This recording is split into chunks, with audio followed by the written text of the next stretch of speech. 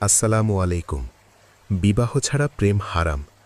জীবনে যদি তুমি তোমার স্ত্রী বা স্বামীকে ভালোবেসে থাকো, তবে তাকে বুঝতে দিও না, তাকে অনুভব করতে দাও। বেশি না হলেও তাকে অল্প কিছু সময় দাও। তার খোঁজ খবর নাও, তার সম্পর্কে, তার জীবন সম্পর্কে, তার পরিবার সম্পর্কে, তার সামাজিক অবস্থান সম্পর্কে জানা ও বোঝার চেষ্টা করো।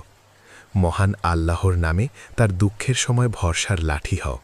তার ছোট ছোট ইচ্ছা ও স্বপ্নগুলো হালাল বা বৈধ হলে তা সম্মান জানাও এবং প্রাধান্য দাও।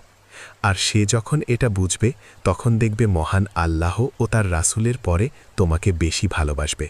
তবে হ্যাঁ, সত্যকে সত্য আর মিথ্যাকে মিথ্যা বলা নিজে শিখতে হবে ও তাকে শিখাতে হবে। জোর করে বা ছলনা করে কখনো কিছুর পরিপূর্ণতা পায় না, তাতে বরকত থাকে না।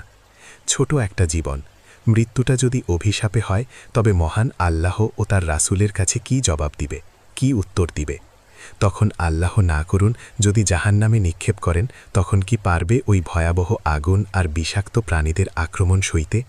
তাই কোনো মানুষকে আপন করে পেতে হালাল, সহজ আর সরল ও সোজা পথ অবলম্বন করো। পরিশেষে বলতে চাই, এই দুনিয়া থাকার জায়গা না, মরে যাব, চলে যাব আল্লাহর কাছে।